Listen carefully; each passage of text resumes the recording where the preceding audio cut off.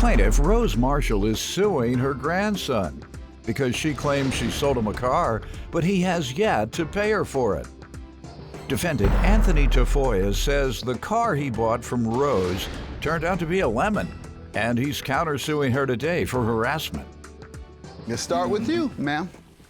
Well, I sold Anthony my car in October of 2020 for an agreed price of $2,500, and he was going to pay me $200, I think a week or every other week until the car was paid off. It was going to be a short finance, so I thought. So that was the agreement, but he quit paying after a couple of payments and then didn't pay me for a number of months, and then he made one payment, and then that's it. I haven't really heard from him. I can't call him. He sends me to voicemail, and he won't take my texts, won't answer my texts. In the past, had he been responsive to you prior to the car transaction? Sure.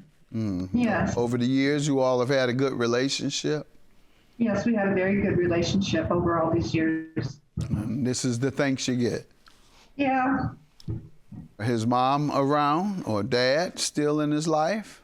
Yeah, his mom's around. Did you say anything to her about it? Yeah, she got mad at me, though, because I called her questioning if... She got mad about asking for your money. One blow you off about your money, who owes you, and when you ask his mother about it, she get angry about even asking. Don't you ask that boy for no money back? Well, no, it wasn't that. You're a retiree on a fixed budget. What you need your money for?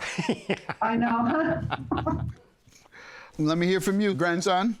All right. Well,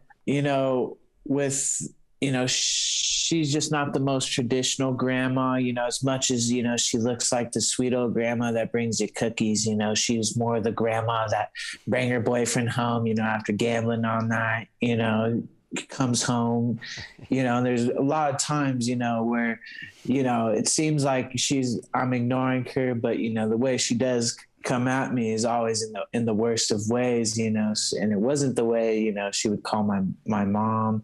We would talk, and it was always just in the most uncommunicative way ever.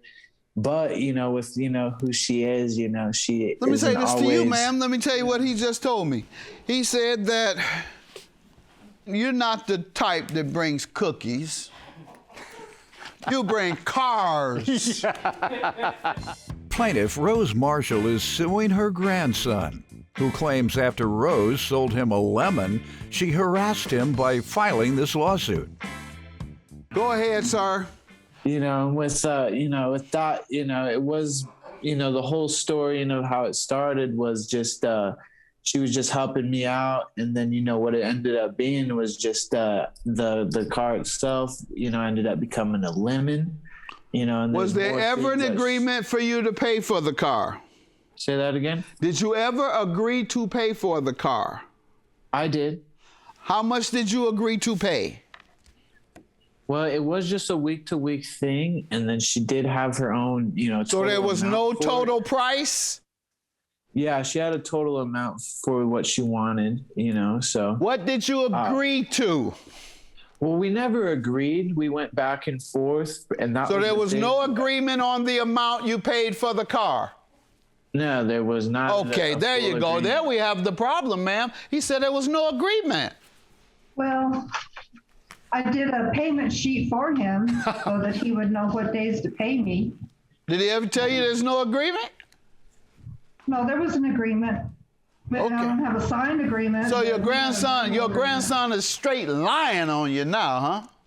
Yeah. First he talked about your morals to national television, and now he's calling you a liar on national television. I mean, the straight up liar, the worst kind of liar.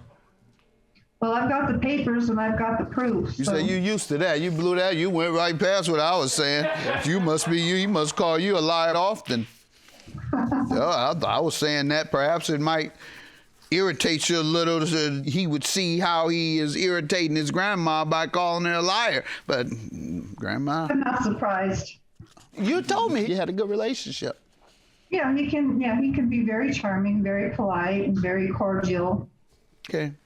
And purchase amount $2,500. This is you saying that. That's what you say is $2,500. He says he didn't agree to any specific amount. So he's just going to pay me whatever he feels. That's what I'm about to get to. So how much did you intend to pay her? You know, with just that's what it's saying. It's just been a miscommunication with her. And Hold it. Did you agree to $2,500 or not? No, I did not. I did not. Okay, you're saying that it's untrue what she has printed up.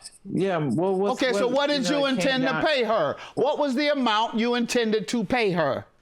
You know, her week-to-week agreements. You know, and so. And what was that? She wanted to, it's. Are you on pills? You're acting like a dope addict. Is something wrong with you? Are you on pills or heroin? Waiting on you to do this. That's where you look like you're headed.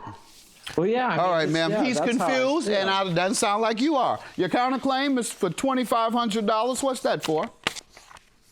And that's just the way she's, taking this. It's actually gone to your she's debt. Taking it pretty bad. He wants $2,500 because you're taking it bad.